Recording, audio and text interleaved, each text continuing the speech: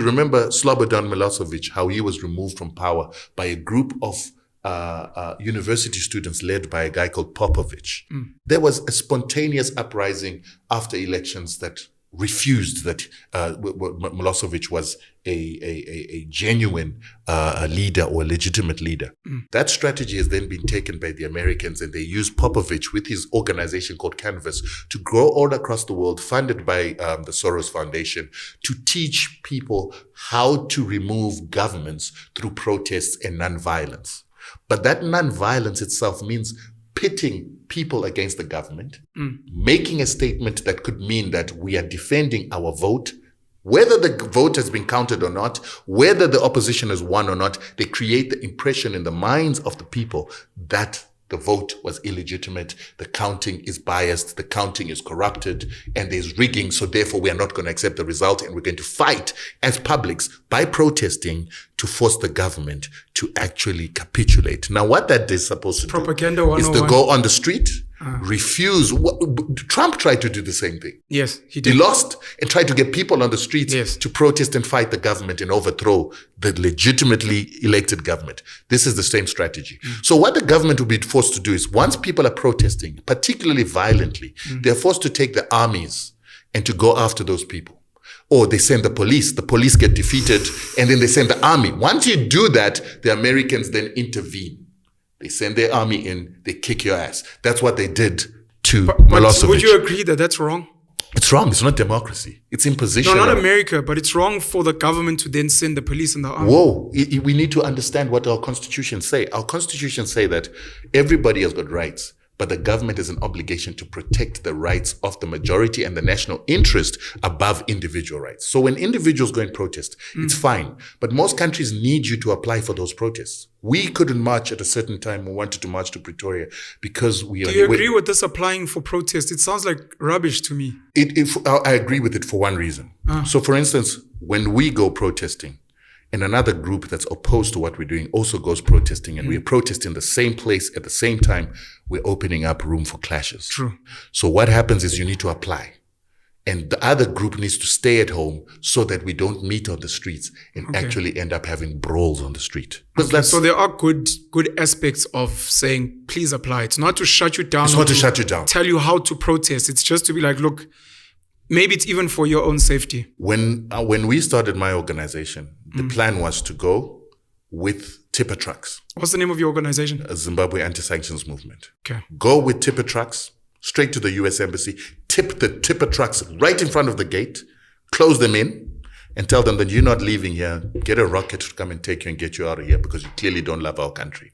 That embassy is your land. That's America. We can't touch you. You've done that? You can't. We wanted to. Oh, hey, because I was saying, what was the backlash? So hey, we America applied. Baba. We applied. Okay. To the government. In fact, I first of all wrote to the institutions that are responsible for security to say, can I have permission to do this?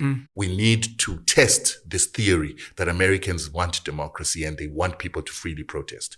Let's see if the Marines will not be sent to shoot me once I've done that. Yeah. The government thought it was too risky. And they decided that they were right. Let's rather have a group of people that are going to camp outside the United States Embassy, protest against their sanctions, rather than this aggressive move. But you agree with what they were saying? I don't.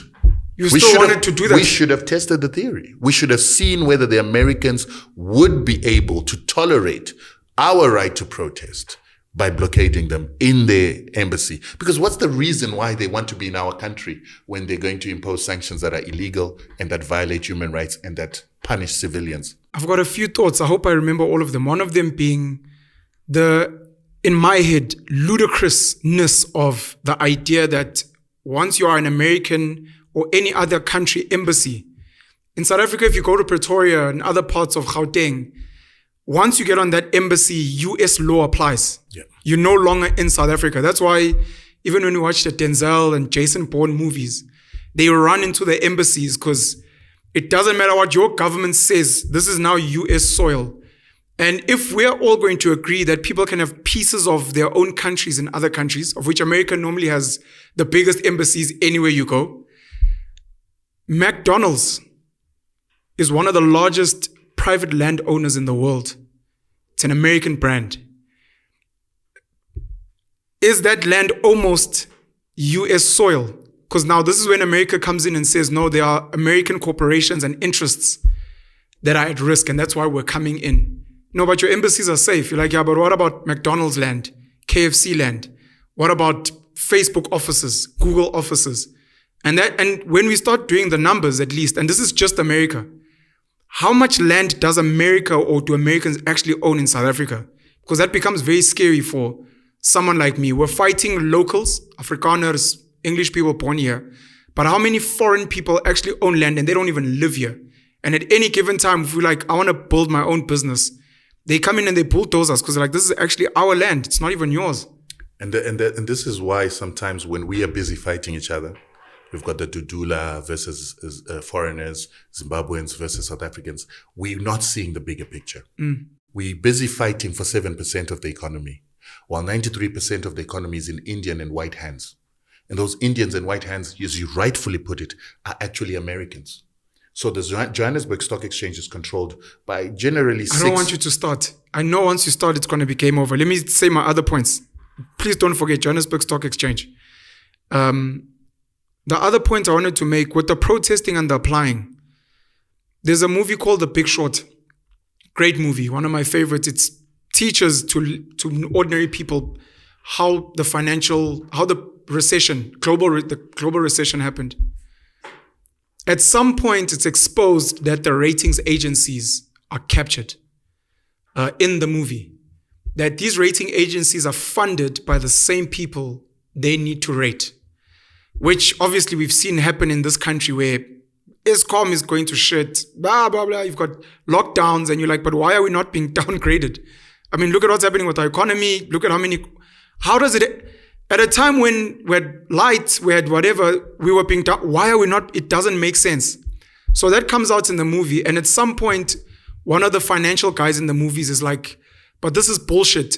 We've seen that the economy is going to tank. The rating agencies are not downgrading the mortgage bonds. And this guy says, somewhere inside you still weirdly believe in the system. And I've seen the same thing happen in South Africa, where I've spoken to someone like Umzwanele Manyi, who's a spokesperson of the Jacob Zuma Foundation. And I'm like, you guys will go and say the courts are captured. You'll go and you'll be like, no, but the Chief Justice was unfairly put there. You'll go and you'll be like, but there's bias. But you guys still go to the same courts and hope for an outcome. AfriForum did the same thing. They complained about the Julius Malema case. It was unfair. So it's only unfair when you don't win. When black people have always complained that, but this is unfair. AfriForum has always been, yeah, but it's the rule of law, the constitution. And you're like, oh, only when it suits you. So it makes me wonder about what you're saying about the protesting. Guti, we know so many things are fucked up, but we still want to apply to protest. We still want to ask government for intervention. We know it's broken, the system, but we still weirdly believe in this system and that it will favor us. Because clearly that's all it is. You want to be favored. And when you're not favored, it's a corrupt system. When it does favor you, like, hey, I know. I think how do you feel about that hypocrisy, cognitive dissonance, and that type of insanity? I'm going to answer you from our perspective. As who's our? So the Zimbabwe anti-sanctions movement perspective. So we are fighting America and their sanctions, utilizing their system. Yeah. And we're only doing it because we have no other option. We have no other option because we don't have a military to beat them into submission. Russia. We cannot. The Russians have got their own problems. No, sorry. What people don't understand. So Robert Mugabe, at some point, people were saying he must be taken to the International Criminal Court. Some people are called dictators. Some countries are sanctioned. You've got situations like Muammar Gaddafi, who was assassinated, Bin Laden, etc. When America bombs other nations, what's happening in Somalia currently, what's happening in other parts of the world, constantly by American military groups, no one ever takes a George Bush, a Barack Obama to the International Criminal Court for crimes against humanity.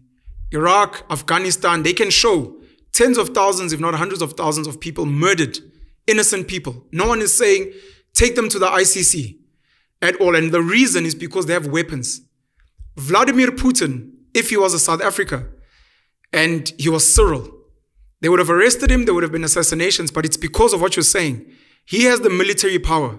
Kim Jong-un, called a dictator and whatever, it's because he's got the military power to be like, I'm not going to go and negotiate and beg, going back to the systems. I'm not going to go to the UN and be like, no, but Ukraine has got some of our land. Let's debate. Let's have a referendum. Let's vote. Putin is like, this is our land.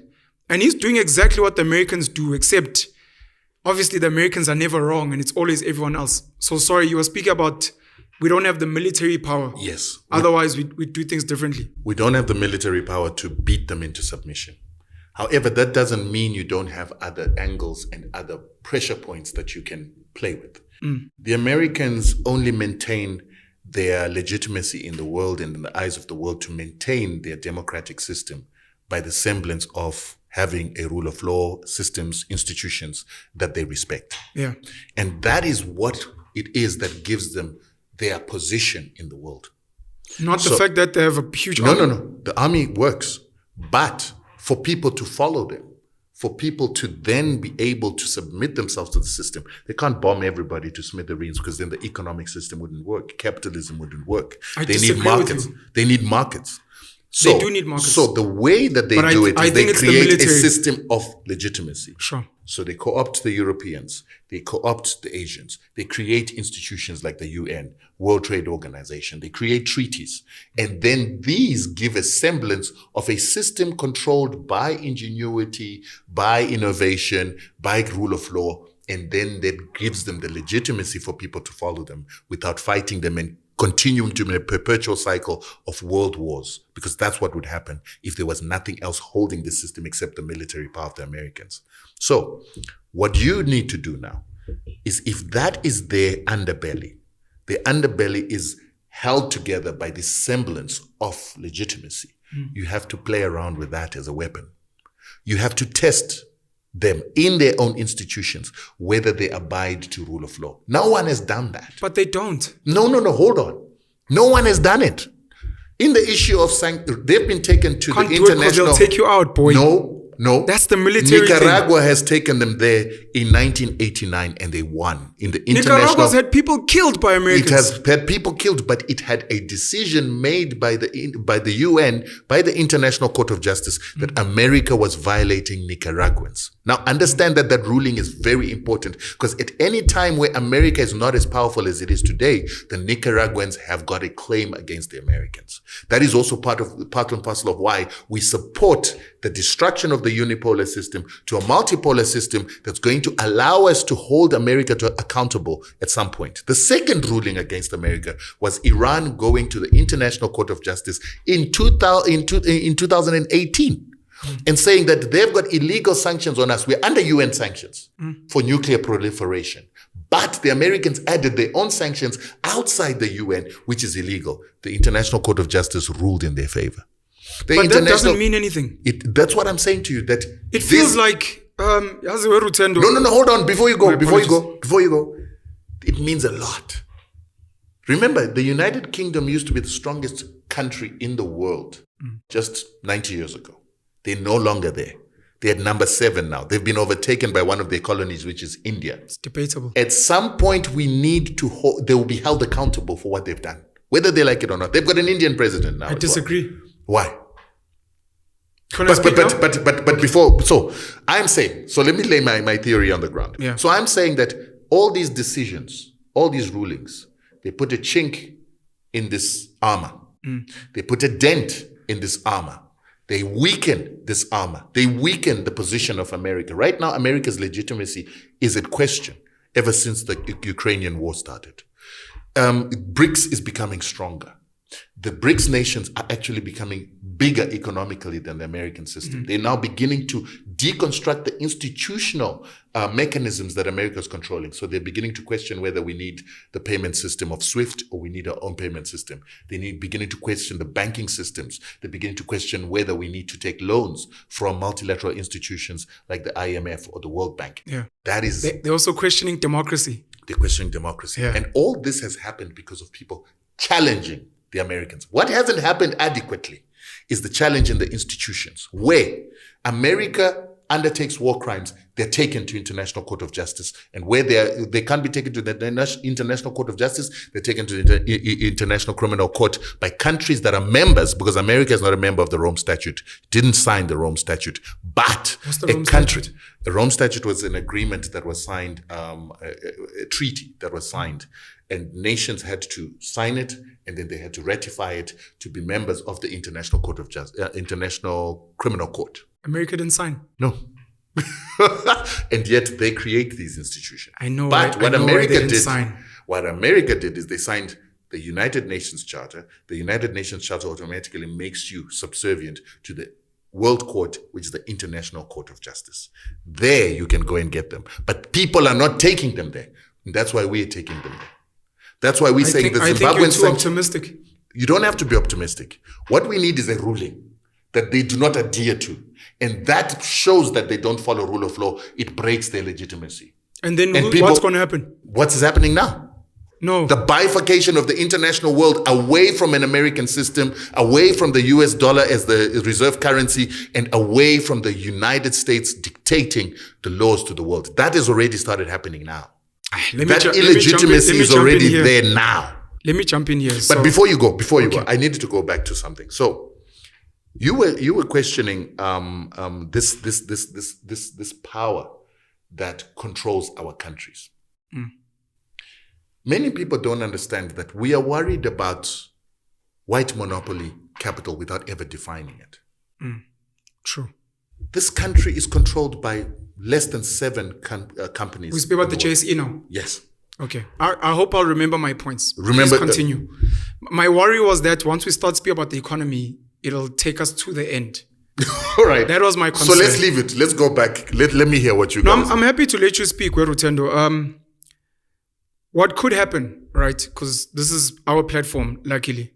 You can come back and whatever we don't cover, yes, whoever's going to watch us conversing now is going to be like, yeah, but you didn't let him finish the points. Like, we'll read the comments and he'll come back and we'll finish that. Those. You know, ask your questions, say, but Penuel interrupted the guest. Sure, we'll read it. I'll apologize if I need to. We'll come back and we'll sort it out because, again, people are hungry to learn. I wanted us to speak about the economy today because it's one of my favorite videos from you. And seemingly it's some of your favorite videos of mine. And a lot of people are very ignorant about the South African economy, the African economy, and just how money works and how economies work. So I'm happy for us to speak about that, but I'm also happy for us to finish whatever points we were covering now. Yeah. And maybe not even get to the economy.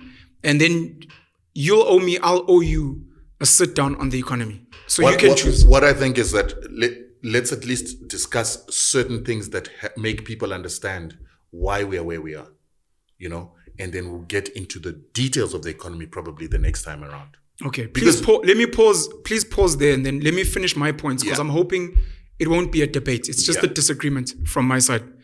I disagree with your view that it is their institutions and not the army that is the reason America is so strong.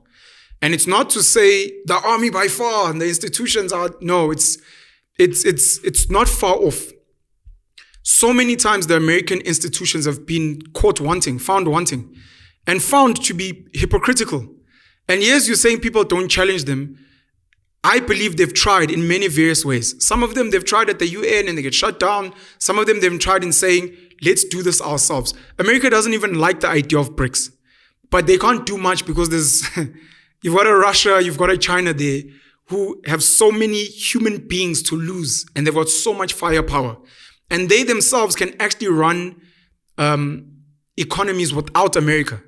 Russia's proving it now. Forget the military. And Russia, for people that don't study these things, Russia's hasn't even started. This is not a war. This is like a minor flex. It's just to show, it's like when Kim Jong-un tests nuclear weapons there. You're like, ooh, that's so scary. You're like, this is nothing. He's trying to show you that if we actually flex, the world will maybe come to an end. So America understands that. And for some people, they don't understand Donald Trump and the trade war with China. For me, it wasn't a trade war. It was because Trump was saying exactly what many other intelligent Americans know. China's coming to eat us for breakfast. This thing of sending our labor there because it's cheap labor, it's the reason why Orania exists. People in Orania, Karel Boshoff and the guys are saying one of the mistakes Afrikaners made during apartheid is we relied too much on black labor. And that was our mistake. Because now they started, and it's just a story, now they started seeing how we run things. Now we started needing them to show up to work. If they don't show up to work, the company doesn't happen. If we need something fixed, you need to get a black person. Let's go back and do things for ourselves. That's why they're so big on doing for self. Because they're saying, stop empowering the Chinese. Not only did we not see them as human, we saw them as these robots, cheap, dispensable. They are showing us that they can steal our IP comfortably and make counterfeits and flood the world and eat our breakfast. You're trying to sell an iPhone, they sell a Huawei at a fraction of the price, and you're done.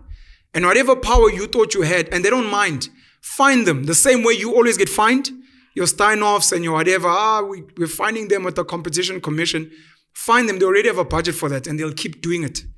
Because they know what they're doing. And Trump was like, shut it down. Bring the jobs back to America. Let's be strong again. And then some people missed it. And maybe some people were captured. So for me, when you take the institutions to task, you're hoping that someone there is objective. You're hoping the Chief Justice is a noble person. But these are human beings that can be funded, that can be killed, that can have agendas. And part of my concern with you saying Britain or the United Kingdom has been usurped by an India, which was a colony of theirs, I think some of this, because in my head I always assume colonizers, people who run the world, are way smarter than we think. They get advice from people like myself who can tell them things like, I think black people are getting smarter and they're working harder, and they're like, oh, so that's what's happening. So we have to be 5 steps ahead.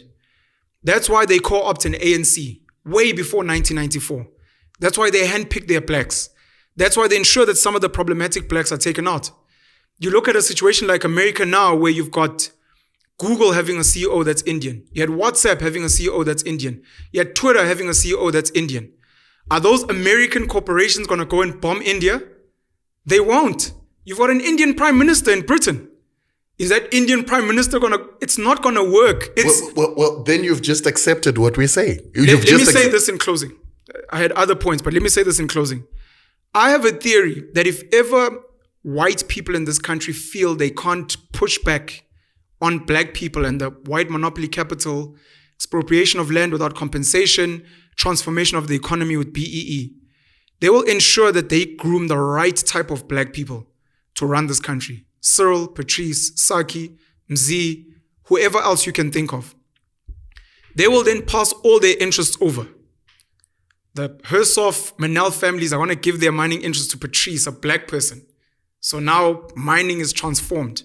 They're going to hand over ShopRite to the next young black boy who's amazing at retail. They're going to hand over Naspers to some young black girl. Transformative. Everyone celebrates and claps hands. And they're going to leave. And then when you are complaining about land and they're like, well, they have everything now. And they're going to run our economy from outside. We had a Vodacom which was given to a Vodafone. We have a Standard Bank which was running from the UK. We have a Naspers which has actually moved from now to exactly where the Dutch people come from, which is the Netherlands, Amsterdam. You've got Afgri, which has now been given to the Americans to run, so that eventually when you're like white monopoly capital, Christo Wiese will say, I don't own anything, it's owned in Europe. You'll go to Remkro, Rupert will be like, no, it's owned in Switzerland. You'll go to whatever, they'll be like, no. Saki Matozoma, for example, he runs his interests from Australia. Time Bank comes from Australia. So they'll be like, we're not involved, so fight with these, and then they'll tell us foreign direct investment, the investors, if we want to get favorable terms from the IMF, World Bank, we won't be able to do it. Because they will be running things from outside. And you'll have no, because are you going to fight Julius Malema being a billionaire that owns ShopRite? He's a black person. Are you going to fight Cyril who owns 5,000 hectares of land? He's a black person. You're like, but you're transformed. But they've got their hand, they're picked. They've got that billionaire guy now as the prime minister. They've got their CEOs and a whole host of other Indian people in Silicon Valley. And then you're going to be like, let's compete. We're not competing. We've picked the right people. And even in India, we're going to place the right type of people So that the day you're like, oh, India's become so powerful. I'm like, show me the companies But that you're that's- telling me are so powerful in India. But that's why you need to understand the importance of the people who get it rising up among black people. So let me give you a little strategy we are using in the case that you are questioning whether this using their institution works. I don't believe in So it. the by way. very first thing that we did is when we realized that the fight against sanctions was really being lost. South Africa was saying Zimbabwe's problem is political, incompetence, and ZANU-PF corruption. South African government was saying it. Every African was saying it. SADC was actually sitting and saying, we actually think Zimbabwe is a problem and we need to see that we change the government in Zimbabwe so that Zimbabwe can get better. The very first thing we had to do was to change that conversation to re-legitimize the Zimbabwean government, to re-legitimize ZANU-PF by going to the international bodies. That's why we went to the United Nations. And What does Hold on, legitimize mean? hold on. Because that's already problematic for me. Going to the United Nations was done specifically for two issues. Number one, we had to determine whether there were sanctions on Zimbabwe. Number two, we had to determine where it wasn't clear. That's why it was being said that Zimbabwean economy is dying because of incompetence of ZANU-PF. Number two, we had to determine whether the sanctions are affecting the economy of Zimbabwe in a manner that exonerates who is currently getting the blame. Number three, we had to determine whether the sanctions on Zimbabwe were because the Zimbabwean government abuses human rights. The Human Rights Council came, sat in Zimbabwe, they had a look at the economy, and they determined that the sanctions in Zimbabwe were illegal, imposed by the West, imposed for the wrong reasons, and they were not imposed for the ZANU-PF government infringing on human rights or violating human rights. They were imposed because the West was trying to impose its hegemony because of our land reform. And they also determined that this was what was destroying the economy, but not only the economy of Zimbabwe, but it was affecting the neighbors. Once that legitimate ruling was made by a body that is independent, it was now that was used to go back to SADC and say, you've been saying it's our incompetence. You've been saying that basically we're stupid darkies. That's why the economy is not doing well. But the United Nations is here saying this economy was doing fine from 1980 when these guys got independence to 2000. They built the best education system, one of the best healthcare systems in Africa. They had a functional economy. They're the second biggest stock exchange in Africa. And it all changed the moment that sanctions came. So all of a sudden, people had to rethink. South Africa started doing its own impact assessment of what the sanctions in Zimbabwe were doing. They started changing their own outlook on what they were saying and how they were looking at it. All of a sudden, ZANU-PF, which had been ostracized, which people were saying, we need these guys to go, are now getting the support of SADC, getting the support of the AU, all of them singing in one tune at the United Nations UNGA. Because the legitimacy had been brought back by a body that is neutral, that had given a ruling on the issue of sanctions and their existence and the fact that they were affecting the people. Now, we are now saying the United States getting a ruling in the International Court of Justice against their sanctions won't work. So what are we going to do? We're going to take this that the UN has said about the illegality of sanctions, which they say, according to resolutions they've got, no one should implement illegal sanctions. We're now coming into the courts in individual nations. So in Africa, our biggest trading partner in the world actually is South Africa. The banks in South Africa implementing sanctions are doing the dirty work of the United States sanctions, and they're the ones that are actually enforcing these sanctions more than everybody else. So we're going after them. Why? Because we know that if we get a ruling against them, because what they're doing is against the South African Constitution. They're punishing people, closing their bank accounts. What they did to the Guptas, what they tried to do to Sekunjalo, they're closing bank accounts to try and kill Zimbabwe's competitiveness by closing bank accounts on the basis that the United States said you're under sanctions. But that goes against the South African Constitution.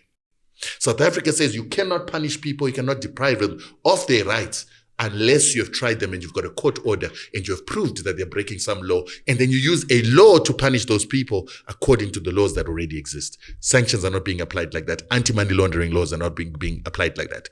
We get a ruling in South Africa, which is respected as the best constitution in the world. We can use that as precedence in other nations. That you are punishing people without trial, it's illegal. So other banks have to stop. Number two, if the banks continue to do what they were doing, we then go against the banks individually. These are the arms and legs and the sting of the United States sanctions. We go after these private companies in the courts and we claim damages for them. What happens is those banks will no longer be able to institute American sanctions. They will no longer be able to be a weapon against us as Africans to control our economies and impute sanctions on our economies so that they continue to control our economies. They will be forced to go back to the United States and say, I'm not going to get damages. My shareholders are not going to accept for me to pay a multi-million-dollar or billion-dollar damages because you're forcing me to impose sanctions on Zimbabwe. So I'm coming back to you, suing you for forcing me to do what I don't want. These people are partners. These people are together. BlackRock is behind the banks in South Africa. Vanguard is behind the banks in South Africa. State Street is behind the banks in South Africa. And Fidelity is behind the banks in South Africa. These are the biggest shadow banks of the world that control all institutions. But if we hit them where it hurts, in their pockets, in their shareholders' pockets, in the pension holders' pockets, they will not enforce American hegemony in the way that they've been doing for as long as they've been doing. We start to change the law in South Africa, and that law will then influence laws in other countries. America doesn't have its sting anymore. We go after Vanguard. They like profits, even though they like to push American policy. Profits matter more because the pensioners that have got their funds in their equity companies, they want profits. They want to retire well. So that's what we're doing. We're changing the game.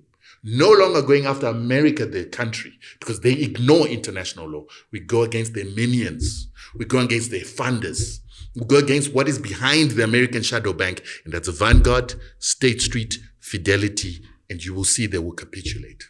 You really believe from there? We know it's happening now.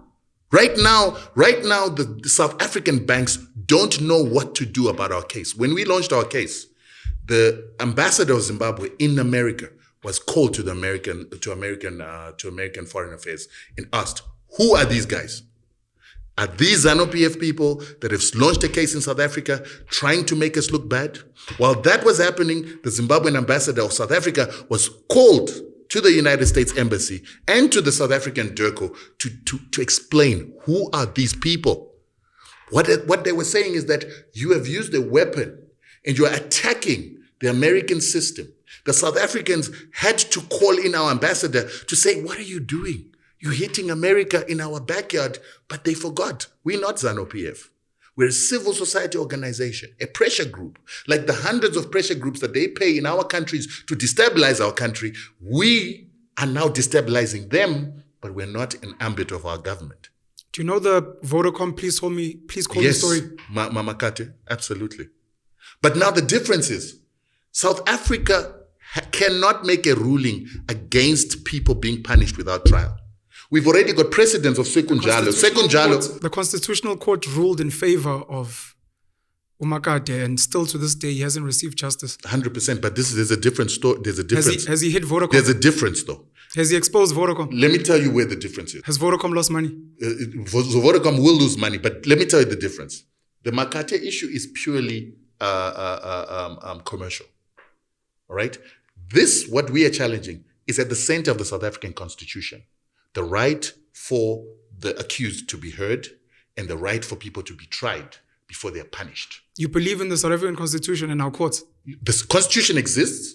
And if we can go with an argument that proves that right now this goes against the South African Constitution, irrespective of how compromised the judge is, he will have to make the right decision, which is in favor of the South African Constitution. Because if he doesn't, if you allow the banks, and like I told you, there's already precedent. Sekunjalo had their bank account closed by Nedbank on the basis of a commission that had cast aspersions on their financial transactions that were frivolous. They went and closed the accounts of Sekunjalo, saying that we are de-risking from these guys that are breaking financial rules. And then Sekunjalo went and said, we've never been to court, we've never been tried, these allegations have never been proved, so we're being punished without trial. Nedbank was ordered to reopen Sekunjalo's bank accounts. If the Guptas were to come and challenge how their bank accounts were also closed arbitrarily, without court cases, without court trials, they would also get their bank accounts opened. And we are floating on these precedences that have already been set. We are going to win that case as well, because if the judge rules against it, we appeal. And if we appeal, any judge who made that decision has to be questioned as to their sanity and their competency. I've spoken to Tutuzane Zuma, and to this day, they haven't reopened his bank accounts. He doesn't have a bank account. Has he taken legal action? Has he taken legal action? I'm just. And this is why maybe Duduzane needs to come and see Simbaji Tando, who is one of the best advocates, who currently won a case against Home Affairs, where right now Home Affairs has been given 30 days to actually go and relook at applications of 187 people who've got 15 billion rand that they want to invest in South Africa, whose permanent residencies have been pending for the past 5 years. They've been instructed by the courts right now because of Simba. And he's the guy who's on our case, a director of our organization. He knows how to deal with the system. Man. Knows how to deal with the system. And he was the first black lawyer to challenge the Maritime Association of South Africa for being racist. And he's one of the only black lawyers that is a maritime lawyer in this country. He understands the system, went to private school with these people, went to UCT with these people, worked in their firms. He understands how they work. He understands how they think. He understands that they do not respect the law, and he is going to continue to expose that with his cases that simply illustrate where there's discrimination, illustrate where it is that they're not following rule of law, and where they are ignoring the best constitution in the world. That's what we're using. And if the banks don't, once we get the rulings, the banks, once they don't follow suit, we sue them for damages. We sue them for reparations. I'm trying to figure out whether to debate you here or let you finish speaking and then do like a response in my own personal video so I don't interrupt. I will say this, and I apologize for any offense. It sounds very naive to me, very optimistic, very idealistic, and a part of me feels like I don't think you know who you're going up against. Let me challenge you with while you're there. Let me challenge you while you're there. Wait. Let me challenge you while you're there. I'm not even America. Let me challenge you there. I'm not America. I'm not America. Let me challenge you. Even as someone who studied America, it sounds like a joke to me. Let me challenge you there. Before you go. There's a movie called 300. Yeah. Where at some point they make one of the gods bleed. And even a god can bleed. And we watch all of these movies where the good guy beats the bad guy at the end. Every now and then, hyper-intelligent, hyper-powerful people let one person win out of 1 million. And then they pump that story out there. He won. Look, there's justice. The Please Call Me case is open and shut case. Straightforward. Guy had a contract, was signed. It went to the courts. Vodacom through everything. They lost, appealed all the way to the Constitutional Court. Constitutional Court ruled and allowed Vodacom to come up with a figure. Mm-hmm. Came up with a flimsy figure. Makat and his lawyers have been appealing that. It's probably somewhere on its way to 20 years now. And I mentioned The Big Short earlier and the belief in the systems. I sense a naivety and a sadness in your extreme belief in these systems. And you may win. It may take 50 years and you may win. And we're going to go back and look at the cost of what it took for you to win and what you actually won. On the one hand, I'm thinking Black Africans need external validation. Zimbabwe had to go to the UN to convince them to come back and convince SADC, which means you guys don't believe in yourselves or each other. Mm-hmm. And after that, the UN, SADC, they're going to do their own impact reports and whatever. And if everyone agrees and they're happy, it's going to come after so much work. And even after you win, in inverted commas, it's only going to be on the basis that you allowed things to operate as they should. In South Africa, the reason Mandela, Mbeki, Cyril are liked is because they play according to Western rules. That's why they're seen as good. Jacob Zuma is not liked because he doesn't, arguably, in a minor way. If Zimbabwe's economy and all the sections are removed, maybe an American president apologizes, we would like to apologize to the people of Zimbabwe for what happened to them. It was an atrocity, and everyone claps hands and it's a nice speech. After all of that, they're going to expect you to play according to the rules. Otherwise, they're going to do it again.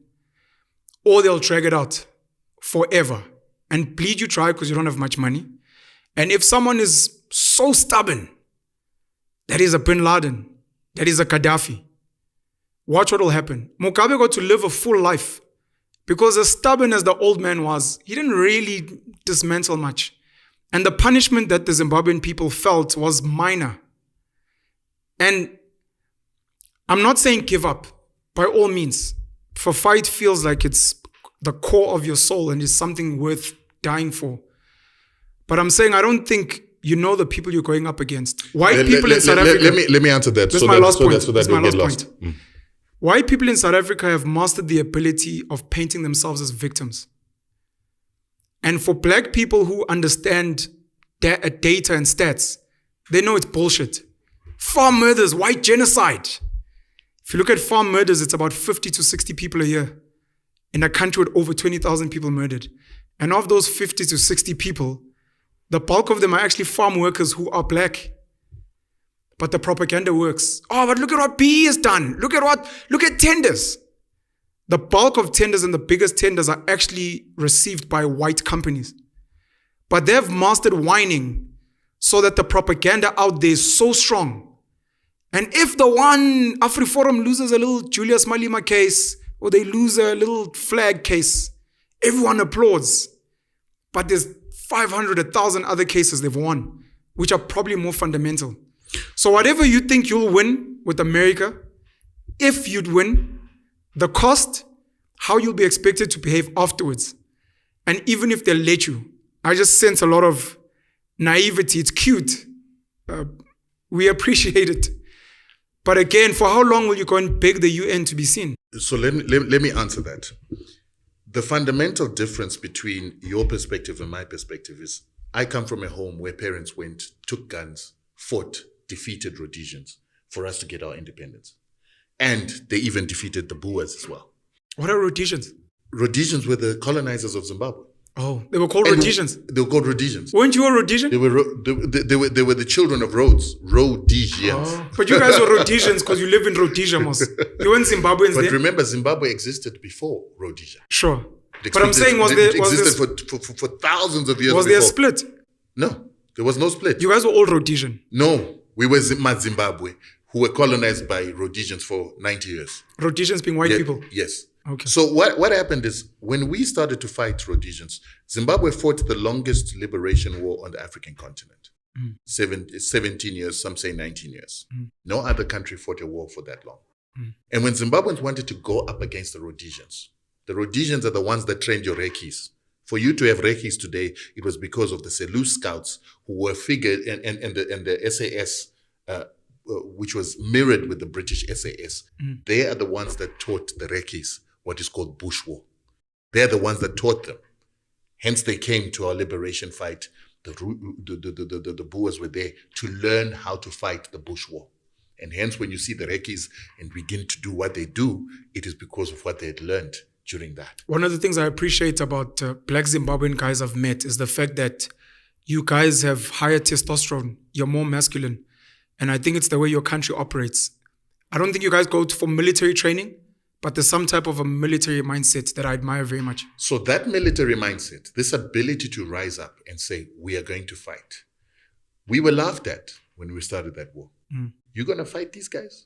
They've got jets, they've got planes. You guys are going to come with AK-47s on foot and you think you can defeat them? And we said, yes, we can do it. And we began to do it. And we won that war. To the point that we actually won the war and then began to win the institutional war. And remember, I keep separating. There is the militancy, but with militancy must come institutionalization. Otherwise, if you just focus on the military aspect, you're always perpetually at war. Sure. We went and took land, which had never been done before. We took it, brought it back into the hands of black people, and started to change international law that is now making the Americans think that if we let these guys win this war, then the Indians are going to want their land. The Australians, Aboriginals are going to want their land, and so forth and so on. Shout out to Bob Mugabe. So this was done. And right now we're telling you that we are not just talking about potentially winning. We've already started seeing sanctions being removed on Zimbabwe. The EU removed all its sanctions just after the UN made its preliminary report that said that the sanctions that are being instituted are illegal. The EU knows that its legitimacy is based on it following rule of law. They can no longer be associated with their barbarism of colonialism and slavery. So they've got to seem like they're holding on to the laws that they made. And once the UN say that these sanctions are illegal and their imposition has been done without due process, they were forced to remove their sanctions on Zimbabwe. The Americans were forced to remove 11 sanctions just after the UNGA right now because of the clear call by international community that they must remove the illegal sanctions. So we're already getting victories. And right now, if we get a ruling in the courts, that which the Americans are using to sting or to institute their sanctions, which is the banks that can unilaterally block people's accounts, deny loans, and break corresponding banking relationships, if we cripple that wing, that arm, Zimbabwe's economy is able to be transacting with banks internationally without any hindrance. That is literally the sanctions gone. So we know it can be done. The problem with you is you. Yes, you. Right now, you, as you sit there, you represent South Africa to me. South Africa. No, you mean South Africa? Yes. Please separate me from South Africa. No, I can't separate you from South Africa because what you just articulated. No, I wanted you to articulate. What you've just articulated is the South African mentality. No, I want you to be specific in if you're responding to me or to South Africa, because I personally separate myself from South Africa. I'm going to respond to you because as a representative. It means I have to rep government and I don't. I'm going to respond to you as a representation of South Africa, which you articulated now. That says that the institutions are too strong for us to overpower, which is why there was no armed conflict in South Africa. It had to be fought outside South Africa. It had to be fought inside that. It had to be fought in the border wars because you guys were saying, these guys are too big to beat. They were not too big to beat. Isandlwana happened in this country without AK-47s, without anti-air guns. And that's why Zulu people are so rich today. No. And they own their That's why Zulu people forgot their victory at Nsandlwana. Oh, so they didn't win anything. Oh, before we go there. You just celebrated for fun. Before we go there. Sorry. They forgot that. And the what you call it, the Pedis forgot Uskukuni and what he did to make the Boers run back to Cape Town and say to the Cape government, please come and protect us. They forgot. People are going to forget because your if you didn't forget those victories, you would have made sure that when you now had AK-47s, when you had anti-air missiles, when you had landmines, you'd have used them in here to defeat the Boers here while they were also fighting outside. How do the people forget? What do you mean, how do the people forget? They forget by not acting on it and not continuing the spirit that they had their victories from to get new victories in future. Is it not institutional? This is also why I don't respect Jacob Zuma. Is it not institutional? Before we go there, this is also why I don't respect Jacob Zuma. This guy who sat when Sobukwe was being blackwashed and whitewashed out of history, he was there. When they went to Kodesa, the guy was there. He only started having a problem with white monopoly when they did not put him in the boardroom with Bosiro Ramaphosa and company. I believe he's even worse than the people that people call sellouts, because they're the ones that sat and allowed the reinstitutionalization of apartheid, the continuation of apartheid, and the ability for apartheid to keep its resources and resources that it has used to subjugate the South African people. They're the ones that legitimized the apartheid system. They didn't criminalize them. You're saying Zuma's like all other ANC leaders? He's worse. He's worse because he's a hypocrite.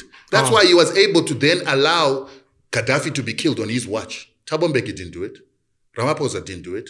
Right now, Ramaphosa is the most vocal person on Zimbabwean sanctions than any other leader. Zuma was there. Why wasn't there the loud voice against Zimbabwean sanctions? Is he vocal on his own or because of the climate? You said that you guys have put in work, so he almost doesn't have a choice. But he doesn't have to listen to our work. It's a decision. It's a conscious decision for Naledi Pandor and Cyril Ramaphosa to say we're going to stand with Zimbabwe, and we're no longer going to send mixed signals to say Zimbabwe is incompetent, Zimbabwe has got a political problem. We are now saying sanctions are a problem. I do credit them for that. Okay. Because they don't have to. Okay. Now, Ace Makashule, do you remember that there was a time Zimbabwean Lives Matter? Ace Makashule, sent by Zuma, went to Zimbabwe to go and give the ZANU-PF government a finger in the face to say you're killing Zimbabweans because of a video they saw on social media. And then ZANU-PF told them their stories there. They came back with their tails between their legs. Today, Ace Makashule is being steamrolled by the very same system he went to serve in Zimbabwe when you were saying Zimbabwean Lives Matter. Institutionalization. I don't know if it's that leads to forgetting because it's not institutionalization. They make sure Mangaliso Sobukwe is not celebrated. Yeah, but that's not the institution that did it. Well, that's not the institution that did it. The media we consume, the schools we go to, and they're not teaching Zulu kids. So when you're saying people forget, a young Zulu child can't forget what they don't know. They won't know because it's not taught. The forgetting was not done by the young Zulu child who's going to school now. It was done by Bo Jacob Zuma, who were supposedly liberation fighters fighting a system. It was done by Bo Jacob Zuma, who were outside in exile, not consuming South African media, but they decided to play along and start to erase the history of Robert Sobukwe. You don't think it was intentional? It was intentional by them. Why? Through the institutions. It wasn't through institutions. It was through their own interest and self-interest of preserving themselves at the cost of the truth. They decided to make Robert Sobukwe look like he was nothing because Robert Sobukwe nearly crashed apartheid by one action, depriving the white establishment of black labor. And ANC knows it can do that now and break the system and bring it to its feet, bring Vanguard to its feet, bring Anglo-America to its feet. They're not willing to do it, so that's why they have to erase Robert Sobukwe. They can't do it because they have shares. They have shares there. Yeah, but why do they have shares there? Because money is nice. No, money is not nice. Controlling of the factors of production that control the money is where the power is, which is what they realized in Zimbabwe. That's why sanctions are there. They realize that if we control mines, if we control the land, if we control the ability to print the money, I don't need a white person to give me a handout. I've got the power. He has to come and talk to me. He has to come and negotiate with me. Right now, the biggest fuel supplier in Zimbabwe, which is probably the biggest black supplier of fuel in SADC, is a black Zimbabwean. When Glencore wants to supply fuel to Zimbabwe, it has to talk to him. Like they talk to Cyril here. Traffic Gura has to speak to him. Like they speak to Cyril here. They don't speak to Cyril here. They do. No. For Glencore to supply ESCOM, they needed to speak to Cyril. Yeah, but remember, for Brian Joffe and Bidvest to get big tenders in government, they had to get Cyril on their board. I don't believe that Cyril would be the one who need to get it. So you'll defend Cyril. Anybody else would have done it. So you defend Cyril, who's doing the same thing as the other guy? No, to me, Cyril is the other guy owns the means of production. Cyril doesn't. To me, Cyril and his brother, they don't. Cyril has never been a decision maker in South Africa. How do you know that guy makes a decision if he's working with Glencore and Trafigura? But who has been making decisions? ANC is not Cyril. Cyril has never been a serious player within the ANC structures. No, forget the ANC. I'm talking about from a business perspective. But the business perspective needs to be given a green light by the government of the day. The government of the day is led by the policies of the leading party of the day. Why do you believe this black guy who works with Glencore and Trafigura controls the means of production, but Cyril doesn't? Right. When he almost has the same deal for me looking. Let me tell you why he controls.